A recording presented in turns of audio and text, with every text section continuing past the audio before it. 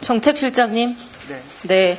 방금 1년 전에 오염수 방류 위험성 주장한 사람들, 뭐 야당의 주장이겠죠. 과학적으로 틀린 말 아니냐 이랬더니 그렇습니다. 이렇게 답변하셨습니다. 맞습니까?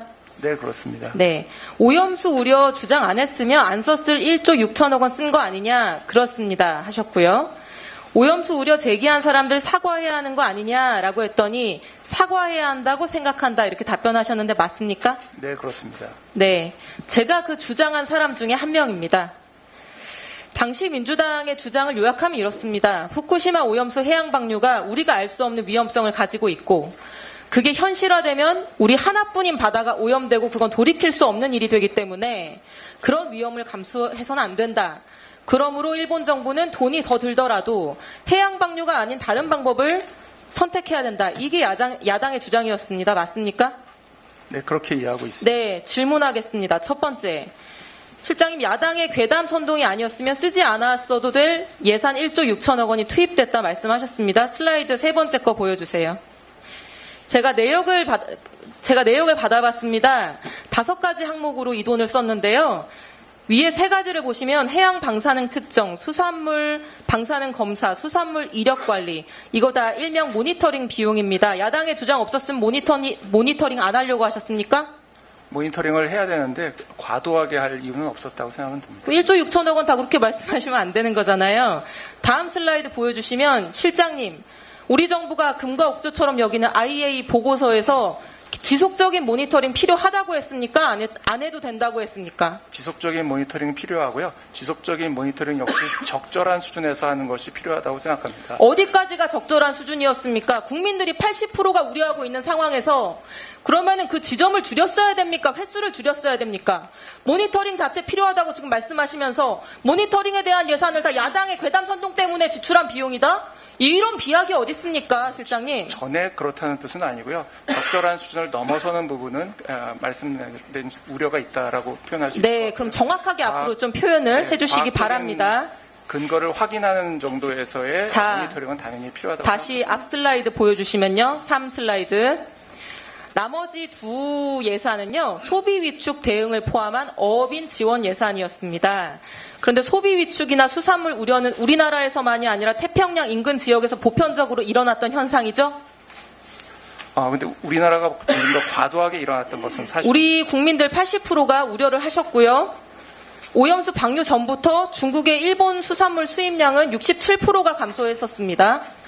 그리고 태평양 도서국가들이 모여있는 PIF에서도 과학자 패널까지 구성하면서 우려를 표시했었습니다.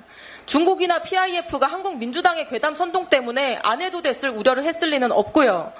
사고 원전에서 발생한 방사성 오염수를 알프스라고 하는 모두가 처음 듣는 설비를 거쳐서 30년 동안 해양에 의도적으로 방류한다. 이거 인류상 처음 있는 일이기 때문에 그 안전성과 알지 못하는 영역에 대해서 의심하고 우려하고 검증을 요구하는 것은 어찌 보면 당연하고 보편적인 우려 아닙니까? 과학적인 수준에서 하는 것이 중요하다는 취지로 말씀드렸고요. 아마 이런 부분들은 우리 과학기술수석께서 좀 더 자세히 과학적인 근거에 대해서 말씀해 주시지 이런 보편적인 우려에 대해서 국민들의 광범위한 우려에 대해서 선제적인 수요 대응을 하고 어업인 지원을 하고 하는 거 야당의 주장이 없었으면 안 했을 일 아니죠? 말씀드린 것처럼 과도한 수준에서 하는 부분이 국민들의 우려를 만드는 그럼 지금부터는 그렇게 정확하게 말씀해 주시고요. 두 번째 질문. 바닷물에서 방사성 물질이 기준치 이내다. 그러면 방사능으로 인한 위험이 없는 것이다. 이렇게 말할 수 있습니까? 말씀드린 대로 기준치 이내에서 위험이 없다. 이렇게 말씀드린 부분이 기준치 이내면 위험이 없습니까? 기준치 이내에 있으면 위험이 네, 없다라고. 슬라이드 5번째 보여주시죠. 2011년 원전이 폭발해서 처리되지 않은 방사능 오염수가 일본 후쿠시마 해역 앞바다에 쏟아져 나왔습니다. 근데 바로 사고 직후를 제외하고 2011년 말부터 지금까지 세슘 137은 계속 10베크렐 이하입니다. WHO 먹는 물 기준이 10베크렐입니다. 신기하지 않나요, 실장님? 이해해 주시면 아주 잘 설명을 과학기술수석께서 해주실 수 있을 것 같습니다. 실장님이 방금 사과해야 된다고 말씀하셨고 지금 과학적으로 말씀드린 틀린 말씀이라고 말씀하셨습니다. 네. 이 정도 검토도 없이 이 정도 지금 지식도 없이 말씀드린 대로 그런 확언을 충분한 하셨습니까? 검토가 이루어졌고요. 그런데 야당의 주장이 국민들께- 과학적으로 틀린 말이라고 과학적 지식도 없이 확언하셨습니까? 답변을 아니, 계속 해주시고요. 네, 말씀드린 자, 대로 제가- 신기하시죠? 네, 실장님 아니, 일단 신기하지 질문을 않습니다. 들어주세요. 이미 알고 있는 자, 사실이고요. 자, 실장님 우리가 방사능에 제 질문을 피폭됐을 때도 들어주세요. 마찬가지로 제 일정한 질문을 수준을 듣고 넘어서야 문제가 답변해 있다고 주세요. 생각하는 것이 되겠습니다. 자, 지구 바닷물의 양이 얼마인지 아십니까? 13억 7천만 세제곱킬로미터입니다. 상상할 수 없을 만큼 큰 양이기 때문에 오염수 200만 톤 정화 처리 안 하고 부어봤자 희석의 효과가 너무 큰 겁니다. 파란 하늘에 검은 연기 내뿜어도 하늘이 검어지지 않는 것과 같은 이치겠죠. 자, 슬라이드 6번째. 이거 올해 5월 데이터입니다. 후쿠시마 앞바다. 역시나 삼중수소, 세슘 다 기준치 이내입니다. 후쿠시마 연안에서 희석돼서 기준치 이내인데 우리 해역에서 몇만 건을 검사한들 기준치를 넘을 리가 없는 거 아닙니까? 바로 이거 이게 당연한 과도하지 건데 않다는 질문을 듣고 증거입니다. 정책실장님 질문을 듣고 답변해 주세요. 이거 뭐 당연한 거를 새로운 사실인 것처럼 논평까지 낸다는 말이에요. 대한민국 해역에서 1년 동안 검사해봤는데 아직 안 나왔다? 이걸 가지고 야당한테 사과하라는 이게 유일한 근거인 건데 안 나오는 게 당연한 거 아닙니까? 이거 놀리야 놀자 수준의 얘기인데 이걸 가지고 야당한테 사과하는 게 맞다? 이거 정책실장이 말씀하셔도 되는 얘기입니까? 슬라이드 7번째.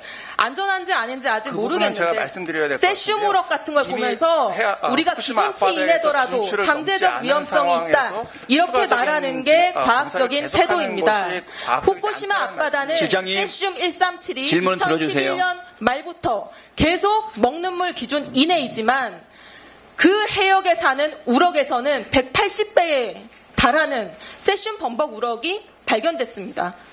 그 이유는 뭘까요?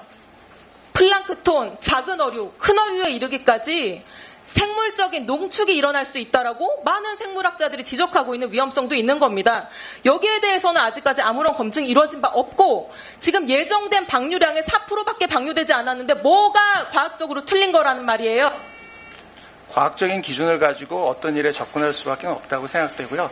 그 과학적인 기준이 과도한 수준인지 아닌지에 대해서 평가할 수는 있지만 기준 내에서 기준을 넘지 않았다면 위험이 없다라고 평가하는 것이 합리적이라고 생각됩니다.